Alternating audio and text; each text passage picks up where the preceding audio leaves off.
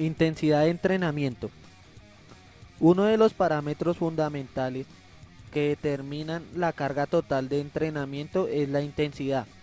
El parámetro más utilizado para monitorear la intensidad durante el entrenamiento de la resistencia aeróbica es la frecuencia cardíaca, mientras que otros parámetros como la ventilación, el consumo de oxígeno o la concentración de lactato en sangre son menos utilizados por cuestiones meramente prácticas de disponibilidad.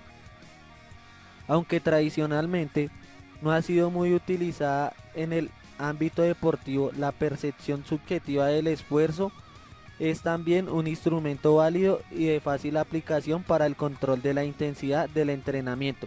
Borg, 1982. Robertson, 2004.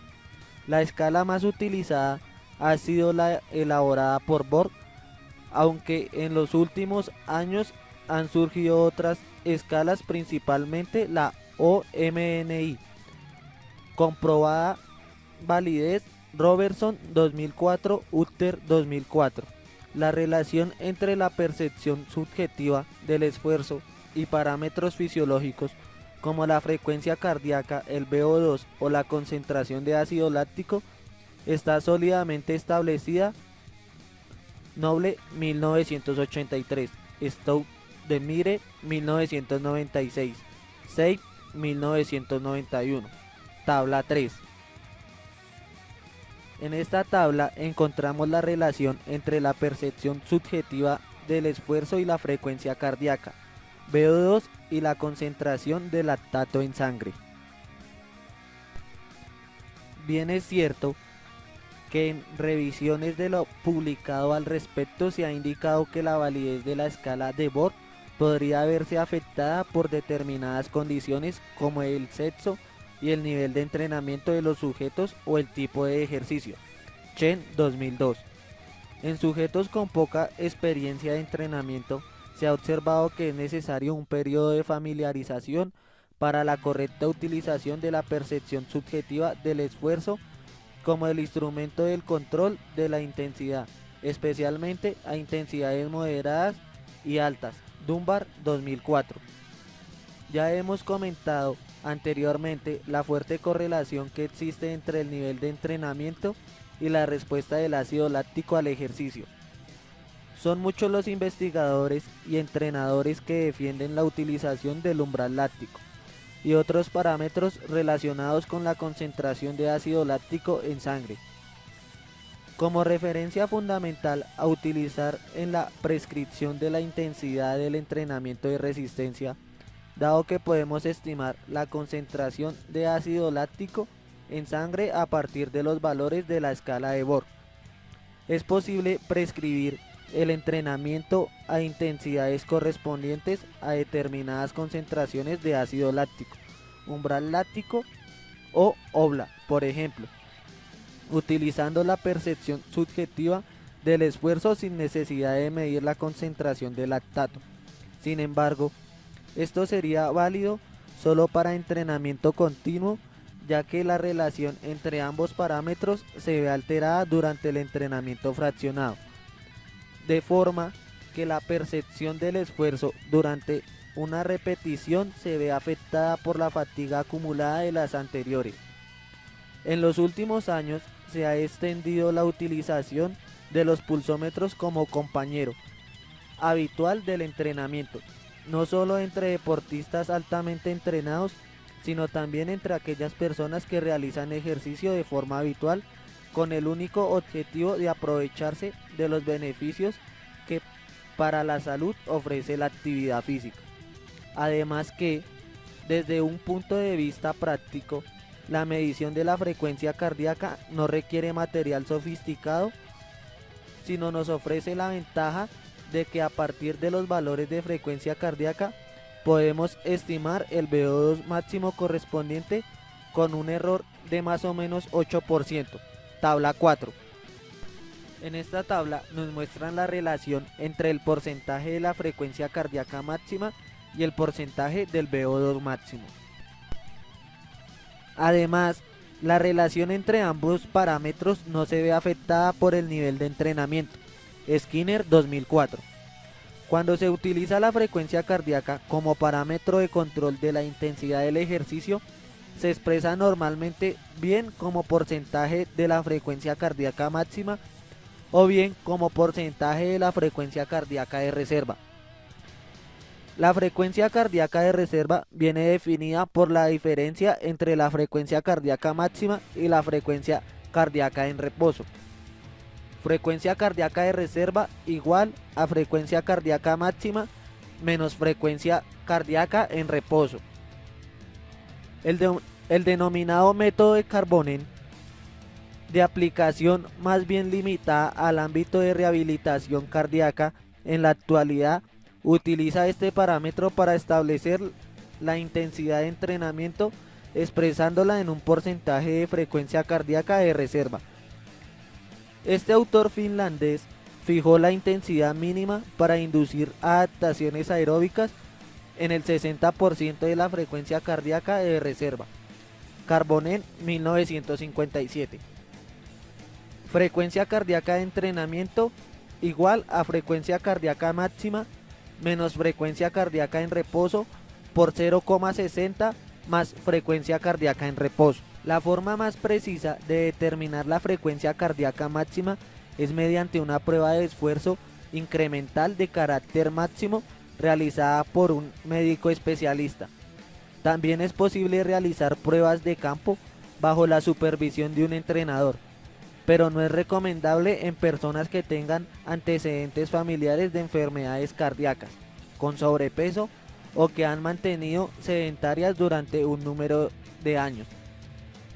El American College of Sport Medicine recomienda que en cualquier caso, cuando la edad sea superior a 40 en el caso de los hombres o 50 en las mujeres, la prueba de esfuerzo se deberá realizar bajo la supervisión de un médico. Debemos tener en cuenta que la respuesta de la frecuencia cardíaca varía ligeramente en función del ejercicio que se realice. Aquellos ejercicios que implican mayores masas musculares están asociados a una mayor respuesta de la frecuencia cardíaca. Así, por ejemplo, la respuesta de la frecuencia cardíaca nadando es alrededor de 10 a 13 latidos más baja que corriendo debido a la menor masa muscular implicada, además del efecto de la posición horizontal del cuerpo y del posible efecto del agua sobre la temperatura corporal. Incluso cuando comparamos dos formas de ejercicio como correr y pedalear, donde dos masas musculares implicadas son similares, la frecuencia cardíaca tiende a ser más baja en la bicicleta que corriendo, excepto en personas que entrenen de forma habitual haciendo bicicleta. Por lo tanto, la respuesta de la frecuencia cardíaca, incluyendo la máxima, es específica del tipo de ejercicio. Por ello es recomendable que cuando se hagan pruebas de valoración tanto en el campo de laboratorio, se debe intentar que sean haciendo la misma forma de ejercicio que la que se va a realizar durante el entrenamiento. En aquellas situaciones en las que no sea posible realizar una prueba de esfuerzo hasta la intensidad necesaria para alcanzar la frecuencia cardíaca máxima, se puede utilizar como estimación la fórmula de 220 menos la edad. Al utilizar esta fórmula, conviene recordar que tiene un margen de error asociado que viene determinado por los más o menos 10 latidos por minuto de desviación estándar para cualquier edad. Esto quiere decir que podemos predecir que hay un 95% de probabilidades de que la frecuencia cardíaca máxima de un sujeto se encuentre dentro de un rango de 40 latidos, entre 180 y 220 latidos por minuto para el caso de un sujeto de 20 años de edad. Organizaciones como la American Heart o el ACSM recomiendan la utilización de esta fórmula, especialmente útil en aquellas personas que no tienen un alto nivel de entrenamiento, pero en deportistas entrenados en los que el entrenamiento requiere mayor grado de precisión, no se hace poco aconsejable. Aunque la intensidad de entrenamiento debe ajustarse de forma individual, al igual que todos los parámetros que determinan la carga de trabajo, se considera que en personas con cierto grado de condición física, el entrenamiento destinado a la mejora de la resistencia aeróbica se debe realizar a una intensidad correspondiente a un rango entre el 70% y el 90% de la frecuencia cardíaca máxima.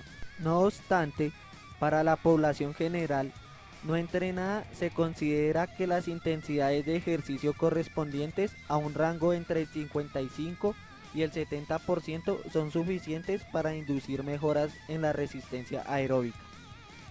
Cuando nos referimos a determinadas poblaciones con unas características determinadas, las recomendaciones pueden ser más precisas. En concreto, en adultos obesos encontramos recomendaciones que indican intensidades correspondientes al 60% de la frecuencia cardíaca máxima, equivalentes a un 30% de la frecuencia cardíaca de reserva y a un valor de 12 en la escala de Borg. Miyatake 2003.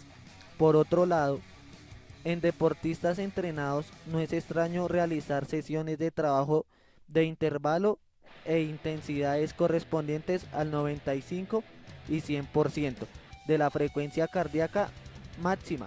Daniels 1998.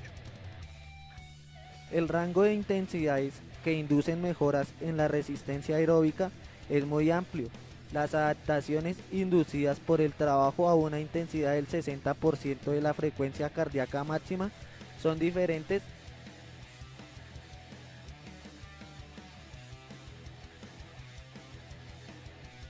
de las causadas por intensidades próximas a la frecuencia cardíaca máxima.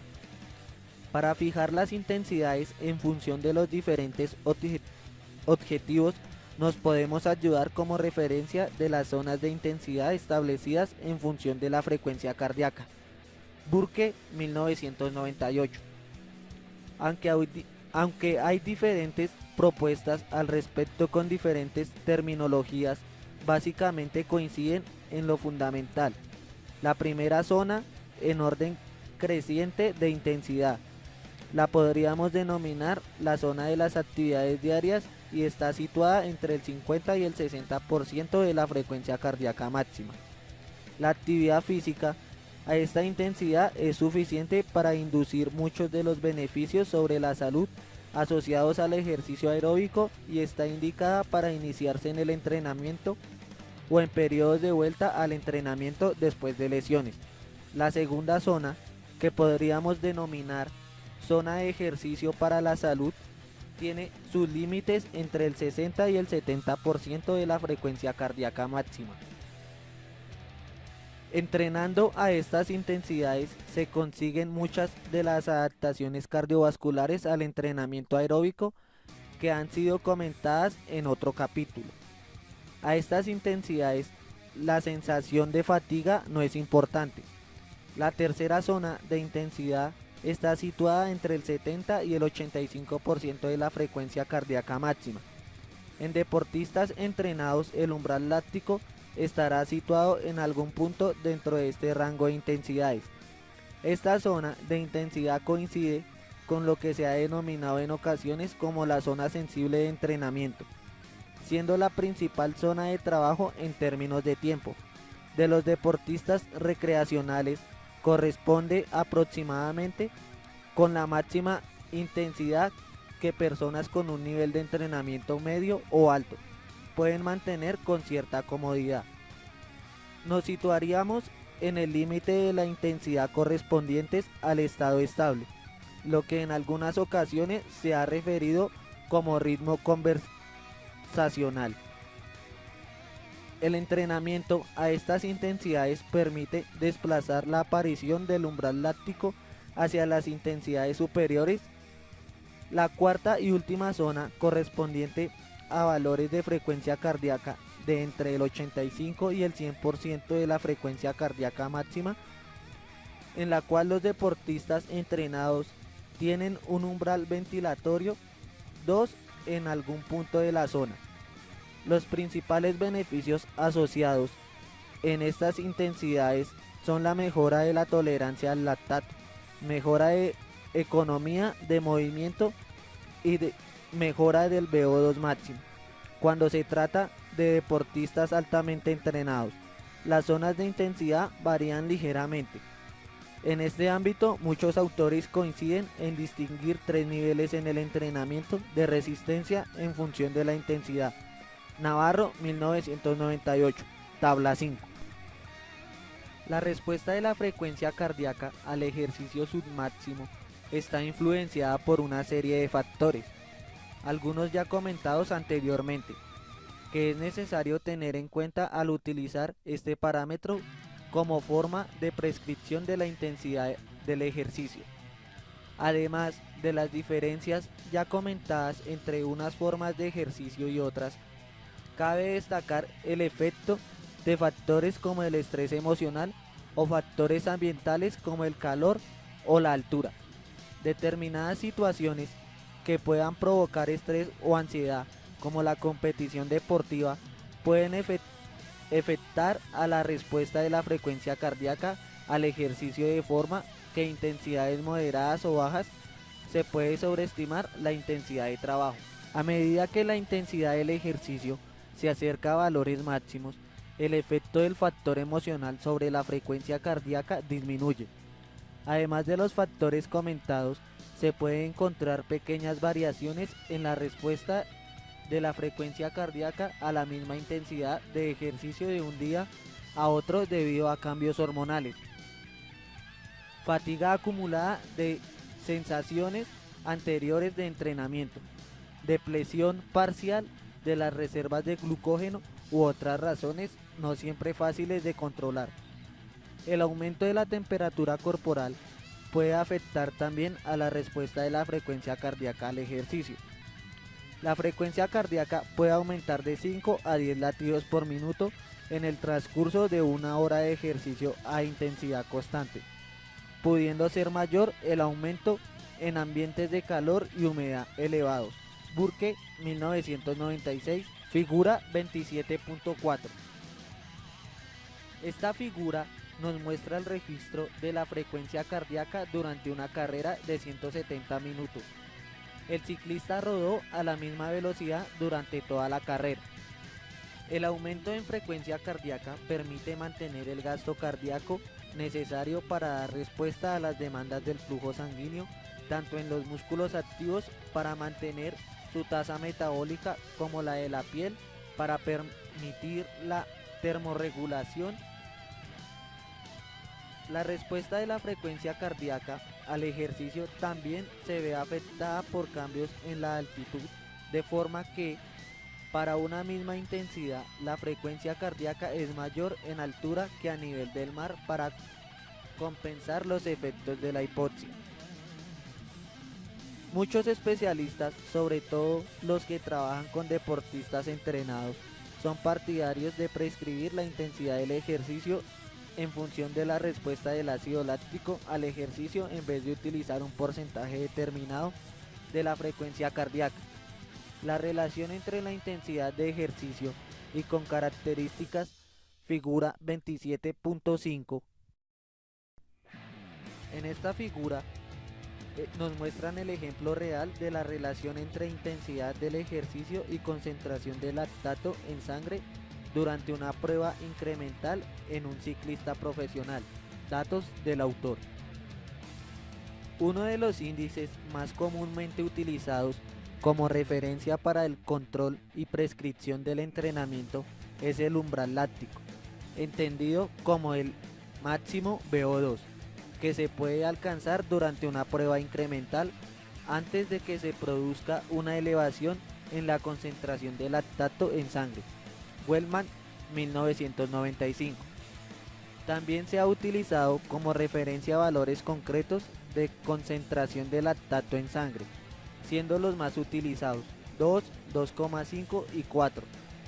Por último, otro valor de referencia importante es el denominado máximo estado estable de lactato, definido como el máximo VO2, que se puede mantener en el tiempo sin que se produzca un aumento en la concentración de lactato en sangre. Wellman, 1995. Es conveniente realizar monitorizaciones periódicas para un buen control de proceso de entrenamiento. Volumen de entrenamiento. El volumen de la carga de trabajo en el entrenamiento de resistencia viene determinado por la duración de cada sesión y el número de sesiones a la semana. La duración recomendable de la sesión de entrenamiento de resistencia está en función de otros factores, siendo la intensidad quizás el más importante, de forma que trabajando intensidades en torno al 60 y 70% de la frecuencia cardíaca máxima, la duración es recomendable para la población general, estaría por encima de los 30 minutos. Pero el aumento de la intensidad se podría conseguir mejoras muy similares con duraciones más breves. Algo muy similar ocurre en cuanto a la relación entre la frecuencia de entrenamiento e intensidad. La frecuencia de entrenamiento óptima es mayor cuando menor es la intensidad de la sesión. Tipo de actividad. Cualquier tipo de ejercicio que implique grandes masas musculares, andar, correr, bicicleta, nadar, patinar, remar, realizado con la intensidad, el volumen y la frecuencia necesarios producen adaptaciones similares que conducen a una mejora de resistencia. De hecho, aunque lógicamente la mejora en el rendimiento sea mayor en aquel tipo de actividad que se practica de forma habitual. La combinación de diferentes tipos de actividad, el denominado cross-training, es una de las recomendaciones para evitar las lesiones por sobrecarga. El cross-training está utilizando no solo para deportistas recreacionales, sino también para deportistas de competición en determinadas fases de su programación. A este respecto se ha observado que las situaciones del 50% del volumen de entrenamiento de carrera por entrenamiento en bicicleta en corredoras de larga distancia durante un periodo de 5 semanas permitía mantener los niveles del VO2 máximo alcanzados corriendo. White 2003. Recomendaciones del ACSM 1998. El estímulo mínimo necesario recomendado por esta organización para el entrenamiento de la resistencia aeróbica en la población general es de 2 sesiones a la semana, a una intensidad mínima del 40 y 50% del VO2 máximo, 55 y 65 de la frecuencia cardíaca máxima, y durante un tiempo mínimo de 10 minutos. No obstante, se puntualiza a continuación que muchos de los beneficios asociados a la práctica regular de la actividad física se pueden conseguir a intensidades por debajo de las propuestas, siempre y cuando se aumente de forma proporcional la frecuencia y duración de las sesiones de entrenamiento. Asimismo, se aclara que no es necesario alcanzar los 10 minutos de duración mínima recomendada de forma continua, sino que se puede acumular la duración de diferentes periodos de ejercicio a lo largo del día. Las recomendaciones indican también un aumento progresivo de la carga de trabajo en relación a la mejora de la condición física, de forma que los valores mínimos se progrese hacia intensidades correspondientes a entre el 50 y el 85% del VO2 máximo, 65 y 90% de la frecuencia cardíaca máxima, durante más de 2 sesiones a la semana de entre 20 y 60 minutos cada una. En estas recomendaciones se insiste también en la necesidad de individualizar la prescripción del ejercicio en función de las necesidades, nivel de entrenamiento y objetivos de cada persona. Las recomendaciones referentes al entrenamiento aeróbico se sitúan dentro de un conjunto de recomendaciones respectivo al diseño de un gran programa de entrenamiento que debe incluir asimismo entrenamiento de fuerza y flexibilidad. Métodos de entrenamiento de la resistencia. Los objetivos fundamentales del entrenamiento de resistencia están relacionados con mejora de la capacidad de la obtención y transporte de oxígeno, factores centrales del VO2 máximo. Mejora de la capacidad de la utilización del oxígeno por parte de los músculos, factores periféricos del VO2 máximo. Desplazamiento de la curva de lactato forma que los diferentes índices utilizados ocurran a intensidades más altas. Mejora de economía de movimiento. Para conseguir estos objetivos disponemos de diferentes métodos de entrenamiento que podemos agrupar en dos, con sus diferentes variantes, el método continuo y el método fraccionado. Método continuo. Sus características principales son que no hay periodos de descanso intercalados y su larga duración, aunque se utiliza con variaciones importantes en cuanto a la intensidad y la duración en función del nivel de entrenamiento y de los objetivos. Los límites están normalmente entre 30 minutos a 2 horas de duración y entre el 60 y 70% y el 90 y 95% de la frecuencia cardíaca máxima. Es muy utilizado en sus diferentes versiones en deportes de carácter cíclico, de media o larga duración y por deportistas recreacionales. Cuando se utilizan duraciones altas con intensidades bajas o moderadas, hablamos del método continuo extensivo. La intensidad de trabajo en esta forma de entrenamiento continuo se sitúa entre el umbral aeróbico y anaeróbico, de 1,5 a 3 milimol de lactato, correspondiente a frecuencias cardíacas en torno al 65% y 75% de la frecuencia cardíaca máxima. Navarro, 1998. Los principales beneficios que se persiguen con el método continuo extensivo son la mejora del metabolismo de los lípidos y adaptaciones cardíacas. Es importante recomendar que esta forma de trabajo, el énfasis corresponde al volumen de duración y no a la alta intensidad. Al entrenamiento continuo realizado a intensidades más altas y por lo tanto de menor duración, entre 30 y 60 minutos, se le denomina entrenamiento continuo intensivo. En este caso, la duración estará normalmente entre 30 y 60 minutos, aunque en deportistas de disciplina de largas competiciones de 1,5 a 6 horas y muy larga duración, competiciones de 6 horas. Puede llegar hasta 90 minutos. Las intensidades de trabajo que se pretenden alcanzar están en torno al OBLA, 3 y 4 milimol de lactato, correspondientes a la frecuencia cardíaca aproximada del 75 y 95% de la frecuencia cardíaca máxima. Navarro, 1998. Los objetivos fundamentales que persiguen con el entrenamiento continuo intensivo son la mejora del umbral anaeróbico, adaptaciones centrales y periféricas y una mejora de la tolerancia al lactato. En las dos versiones de entrenamiento continuo hemos presentado hasta ahora la intensidad permanente constante. Hay una forma de entrenamiento continuo, denominado continuo variable, en la que hay variaciones programadas de la intensidad. Esta forma de trabajo es similar, denominado Fartlek. La distancia fundamental está en que Fartlek no requiere una manipulación sistemática de las variaciones de intensidad, sino que utiliza fundamentalmente las sensaciones del deportista. Además, el Fartlek es un método referido exclusivamente a la carrera, mientras que el método continuo variable pretende ser aplicado a cualquier forma de ejercicio.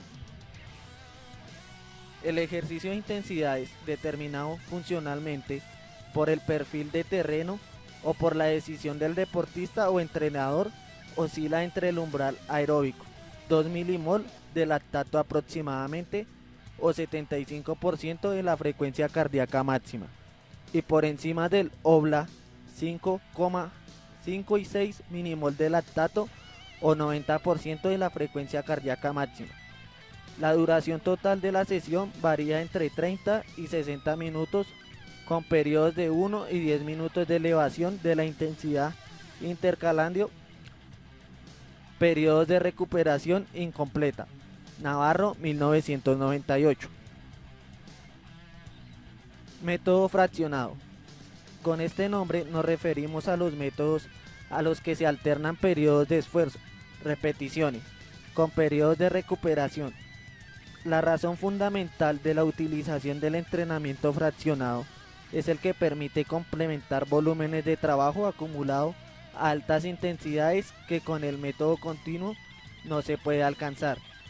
En este método de trabajo es especialmente importante en sujetos a un alto nivel de entrenamiento en los que la mejora del rendimiento parece ser significativamente la exposición repetida a altas intensidades a través del entrenamiento fraccionado que aumentando el volumen total del entrenamiento. Laursen, 2002. Así, cuando se han estudiado los efectos de incluir diferentes protocolos de entrenamiento intervalado en ciclistas muy entrenados, se han observado en solo unas pocas semanas mejoras de potencia de pico alcanzado, intensidad correspondiente a los umbrales ventilatorios. Laursen, 2002. Y el rendimiento en una prueba simulada de contrarreloj sobre 40 kilómetros. Westerman, Taylor, 1997. En el entrenamiento fraccionado, al igual que en cualquier tipo de entrenamiento, es importante controlar los diferentes parámetros, fundamentalmente la intensidad, de forma que el ejercicio implique el sistema energético que se pretende mejorar. Los principales parámetros a controlar en la utilización del método fraccionado son intensidad, duración de las repeticiones, duración de las recuperaciones y número de repeticiones.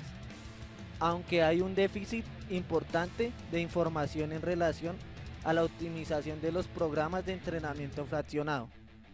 Vamos a presentar a continuación las pautas principales más comúnmente utilizadas del entrenamiento fraccionado.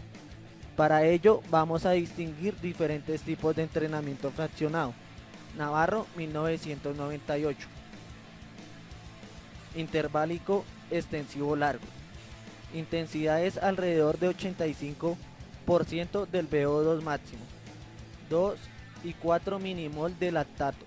Duración de cada repetición entre 2 y 5 minutos, normalmente entre 2 y 3, con 2 a 5 minutos de duración por cada pausa, hasta alcanzar aproximadamente el 65% de la frecuencia cardíaca máxima, y un volumen total de trabajo, incluyendo recuperaciones, en torno a 40 y 60 por minuto. 6 y 10 repeticiones. Interválico extensivo medio. Intensidades entre el 85% y el 100% del VO2 máximo. 2 y 6 milimol de lactato. Duración de cada repetición entre unos 3 minutos. Normalmente entre 1 y 1 y medio. Con 1 y medio a 2 minutos de duración para cada pausa, hasta alcanzar aproximadamente el 65% de la frecuencia cardíaca máxima. Y un volumen total de trabajo incluyendo la recuperación en torno a 35 y 45 minutos, de 12 a 16 repeticiones. Interválico intensivo corto. Esta forma de trabajo fraccionado se suele organizar en 4 bloques. A cada bloque se le denomina serie, de 3, 4 repeticiones cada una con intensidades máximas a casi sobre unos pocos segundos de duración, de 10 a 60 segundos, y pausas de 2 a 3 minutos entre repeticiones y 10 y 15 minutos entre series. Dentro del entrenamiento fraccionado se incluyen métodos de trabajo específicos del deporte de la competición, como el método de repeticiones o el método de modelado. En el primero se combinan en la misma sesión distancias ligeramente cortas o ligeramente más largas que la distancia de competición a intensidades próximas, por encima y por debajo a la competición. El objetivo de entrenamiento modelado es el desarrollo específico de las condiciones exigidas para cada especialidad deportiva.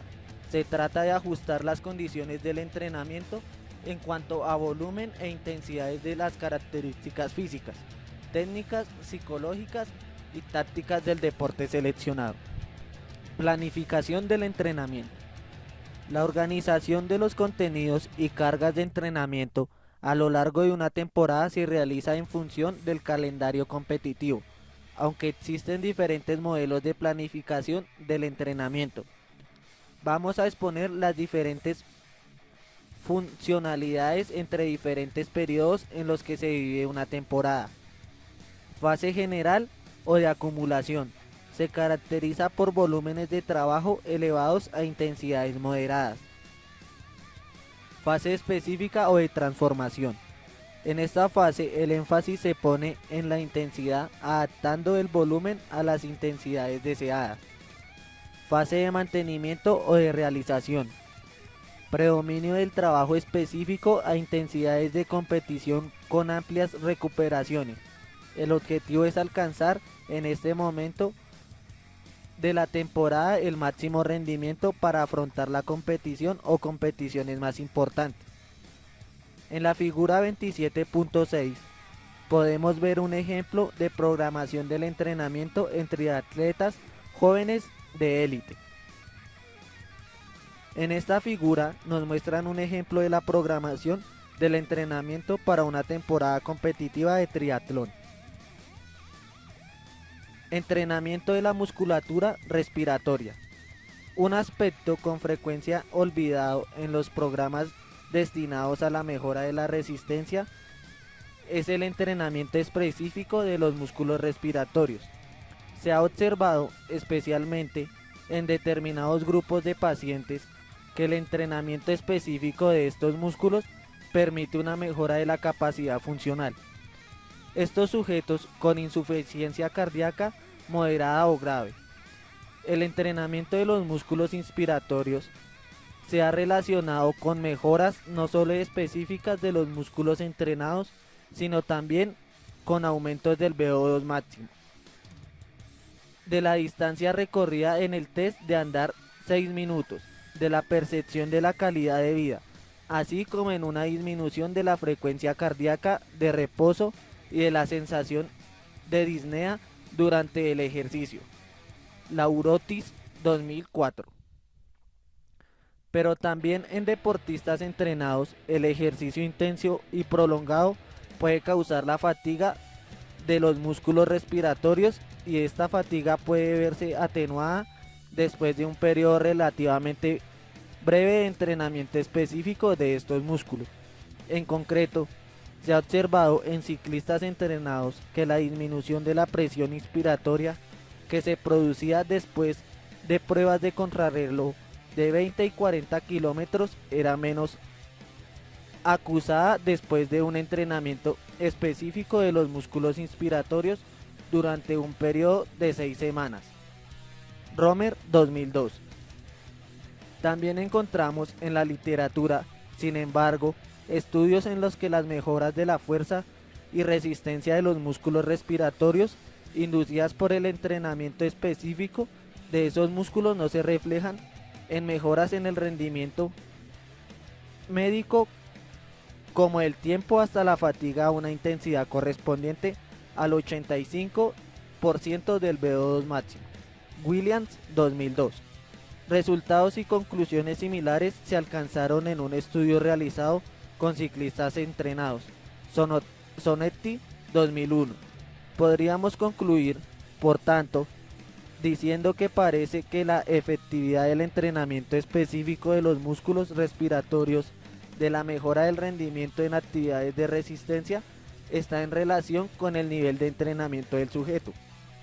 También parece cierto que las diferencias en protocolo, nivel de entrenamiento de los deportistas y especialidad deportiva que practican, además de otros posibles factores confundentes, En los pocos estudios que hay al respecto con deportistas entrenados hacen déficit establecer conclusiones al respecto.